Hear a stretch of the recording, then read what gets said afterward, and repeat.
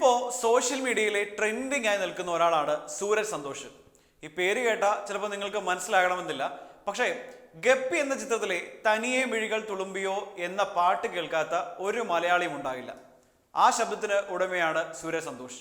Sooraj സന്തോഷിന്റെ masala coffee എന്ന ബാൻഡും നമുക്ക് വളരെയേറെ പ്രിയപ്പെട്ടതാണ്. അതിലെ പാട്ടുകൾ മലയാളികളുടെ മനസ്സിലേക്ക് അത്തരത്തിൽ ആഴ്ന്നിറങ്ങിയതുമാണ്. എന്നാൽ ആ പാട്ടുകളുടെ ഒന്നും പേരിലല്ല സൂരജ് സന്തോഷ് ഇപ്പോൾ ഫേമസ് ആയിരിക്കുന്നത്. സ്വന്തം നിലപാട് ഉയർത്തി പറഞ്ഞതിനാണ് സംഘപരിവാർ കേന്ദ്രങ്ങളിൽ നിന്ന് സൂരജ് സന്തോഷിനെതിരെ ഭീഷണികൾ ഉയരുന്നത്. അതാണ് സൂരജിനെ ഇപ്പോൾ സോഷ്യൽ മീഡിയയിൽ ട്രെൻഡിങ്ങിൽ എത്തിച്ചതും. സംഭവം ഇങ്ങനെയാണ്. രാമക്ഷേത്ര പ്രതിഷ്ഠാ ചടങ്ങുമായി ബന്ധപ്പെട്ട് ഗായിക KS ചിത്ര ഒരു വീഡിയോ ഇറക്കിയിരുന്നു. അതിൽ ഇങ്ങനെയാണ് അവർ പറഞ്ഞത്: അയോധ്യ രാമക്ഷേത്രത്തിന്റെ പ്രതിഷ്ഠാ ദിനമായ ജനുവരി 22-ന് എല്ലാവരും ഉച്ചയ്ക്ക് 12:20 ശ്രീരാമ ജയരാമ എന്ന രാമമന്ത്രം ജപിച്ചുകൊണ്ടിരിക്കണം. അതുപോലെ വൈകുന്നേരം 5 തിരിയുള്ള വിളക്ക് വീടിന്റെ നാനാഭാഗത്തും തെളിക്കണം. ഭഗവാന്റെ അനുഗ്രഹം എല്ലാവർക്കും ഉണ്ടാകട്ടെ എന്ന് പരിപൂർണമായി പ്രാർത്ഥിക്കുന്നു. ലോക സമസ്ത സുഖിനോ ഭവന്തു എന്നാണ് ഈ വീഡിയോയിൽ ചിത്ര പറഞ്ഞത്. ഈ വീഡിയോ വലിയ രീതിയിൽ ചർച്ചയാകുകയും ചിത്രയെ പോലെ ഒരാൾ ഇങ്ങനെ പറയാമോ എന്ന് സോഷ്യൽ മീഡിയയിൽ വലിയ ചർച്ച വന്നു. ഇതിന് മറുപടിയായിട്ടാണ് സൂരജ് തന്റെ അഭിപ്രായം പറഞ്ഞത്. അത് ഇങ്ങനെയായിരുന്നു. ഹൈലൈറ്റ് എന്താണെന്ന് വെച്ചാൽ, സൗകര്യപൂർവ്വം ചരിത്രം മറന്നുകൊണ്ട് പള്ളി പൊളിച്ചാണ് അമ്പലം പണിതെന്ന വസ്തുത സൈഡിലേക്ക് മാറ്റിവെച്ചിട്ട് ലോക സമസ്ത സുഖിനോ ഭവന്തു എന്ന് പറയുന്ന ആ നിഷ്കളങ്കതയാണ്. വിഗ്രഹങ്ങൾ ഇനി എത്ര ഉടയാൻ കിടക്കുന്നു ഓരോന്നായി. എത്രയെത്ര KS ചിത്രമാർ തനി സ്വരൂപം കാട്ടാനിരിക്കുന്നു. കഷ്ടം, പരമകഷ്ടം. ഇങ്ങനെയാണ് സൂരജ് സന്തോഷ് തന്റെ ഒരു ഇൻസ്റ്റഗ്രാം പോസ്റ്റിൽ, അതിന്റെ ഒരു സ്റ്റോറിയിൽ എഴുതിയിരുന്നത്. ഇത് സംഘപരിവാർ സൈബർ ടീമുകൾക്ക് അത്ര ദഹിച്ചില്ല. അവർ സൂരജിനെതിരെ ആക്രമണം തുടങ്ങി.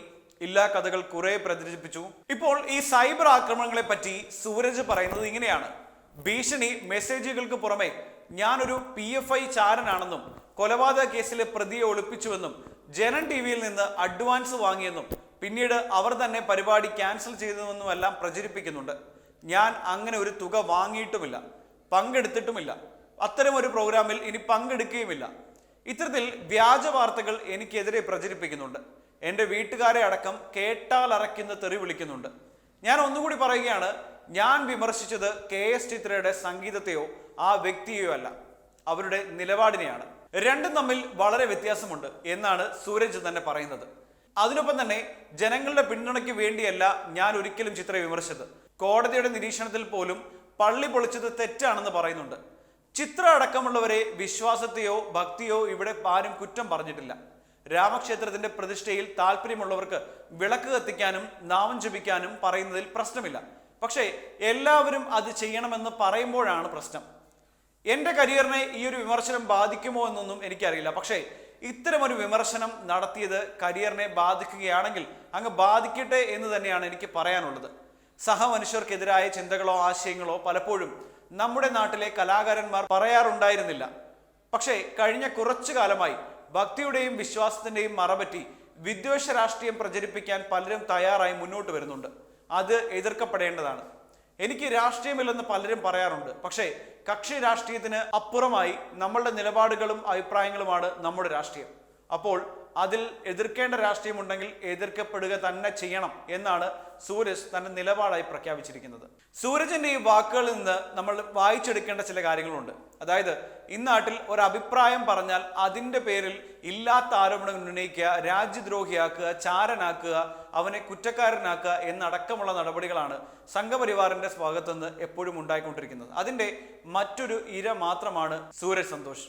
അതിനൊപ്പം തന്നെ അദ്ദേഹത്തിന്റെ നിലപാടുകൾ ഉറച്ചു നിൽക്കുമ്പോൾ പറയുന്നുണ്ട്, ചിത്രയെ ഞാൻ എതിർക്കുന്നില്ല, വ്യക്തിപരമായി എനിക്ക് അവരോട് എതിർപ്പില്ല, പക്ഷെ ആ അഭിപ്രായത്തോടാണ് ഞാൻ എതിർക്കുന്നത്. അവിടെ മുസ്ലിം പള്ളി പൊളിച്ചാണ് അമ്പലം പണിഞ്ഞതെന്ന് പറയാൻ എന്തുകൊണ്ടാണ് ചിത്രയ്ക്ക് കഴിയാതെ പോകുന്നത്? അതിനിടയിൽ എന്തിനാണ് ഇത്തരത്തിൽ എല്ലാ വീടുകളിലും ദീപം കത്തിക്കണമെന്നും രാമമന്ത്രം ചൊല്ലണമെന്നൊക്കെ പറയുന്നതിന്റെ പ്രസക്തി എന്താണ് എന്ന ചോദ്യം തന്നെയാണ് സൂരജ് സന്തോഷ് അദ്ദേഹത്തിന്റെ വാക്കുകളിൽ തന്നെ നമുക്ക് മനസ്സിലാക്കാൻ കഴിയുന്നത്. ഇതിൽ ശ്രദ്ധേയമായ മറ്റൊരു കാര്യം കൂടിയുണ്ട്. ഈ വിഷയത്തിൽ നമ്മുടെ മുഖ്യധാരാ മാധ്യമങ്ങൾ പാലിക്കുന്ന ഒരു മൗനമുണ്ട്. അതായത്, രാമക്ഷേത്രവുമായി ബന്ധപ്പെട്ട് എന്തെങ്കിലും ഒരു എതിർക്കുന്ന വാർത്ത വന്നാൽ അയാളെ ഒരു തരത്തിലും സപ്പോർട്ട് ചെയ്യരുത് എന്നൊരു നിലപാട്. മാത്രമല്ല, എങ്ങനെയെങ്കിലും അയാളെ ഒന്ന് അടിച്ചിരുത്തണം എന്ന നിലപാടാണ് എല്ലാ മാധ്യമങ്ങളും സ്വീകരിച്ചുകൊണ്ടിരിക്കുന്നത്. അത് പറയാനുള്ളൊരു കാര്യം, പ്രമുഖ മാധ്യമപ്രവർത്തകനായ സലീഷ് ഇലയിടത്ത് എഴുതിയ ഒരു ഫേസ്ബുക്ക് പോസ്റ്റ് ഇതിൻ്റെ കൂടെ ചേർത്ത് വായിക്കേണ്ട ഒന്ന് തന്നെയാണ്. അതായത്, വൻ മാധ്യമങ്ങൾ മുട്ടിലിഴയുന്നു. ന്യൂസ് ഡെസ്കുകളിലേക്ക് പഞ്ച് ചെയ്തു വരുന്നവർ മേശപ്പുറത്തുള്ള കാവി ട്രൗസറുകൾ വലിച്ചു കയറ്റിയിട്ട ശേഷം മാത്രം ബ്രേക്കിംഗ് ന്യൂസ് അടിക്കാൻ തുടങ്ങുന്നു. സംഘീബുദ്ധിയുടെ ഇരുമ്പ് ജ്യൂസ് കുടിച്ചുണ്ടാക്കിയ എനർജിയോടെ അവതാരക തിരിച്ചും മറിച്ചും ഒരേ ചോദ്യം തന്നെ ചോദിക്കുന്നു. പെട്ടെന്ന് ആ പാട്ടുകാരന്റെ സ്വാത്വികമെങ്കിലും ഉറച്ച ശബ്ദം ഉറക്കെ കേൾക്കുന്നു. അവിടെ പള്ളി പൊളിച്ചാണ് അമ്പലം പണിഞ്ഞതെന്ന് ഞാൻ പറഞ്ഞാൽ തെറ്റാകുന്നത് എങ്ങനെയാണ്? നമ്മൾ തലയുയർത്തി നോക്കുന്നു. കാര്യങ്ങളെല്ലാം ഡാർക്ക് ആയിട്ടില്ല എന്ന് നമ്മൾ മനസ്സിലാക്കുന്നു.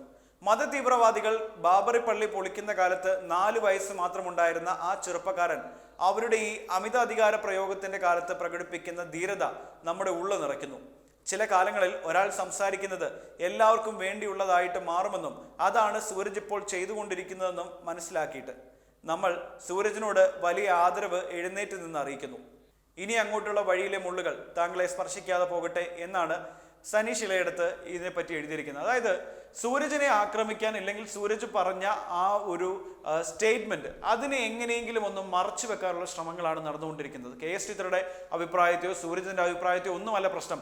സൂരജ് പറഞ്ഞിരിക്കുന്നത് രാമക്ഷേത്രത്തിന് എതിരാണ് എന്ന് വരുത്തി തീർക്കാനും അതിലുപരി സൂരജിനെ പലതരത്തിൽ അതിക്രമിക്കാനും ആക്രമിക്കാനും ഒക്കെയാണ് ഇപ്പോഴുള്ള സൈബർ ടീമുകൾ പണിയെടുത്തുകൊണ്ടിരിക്കുന്നത്.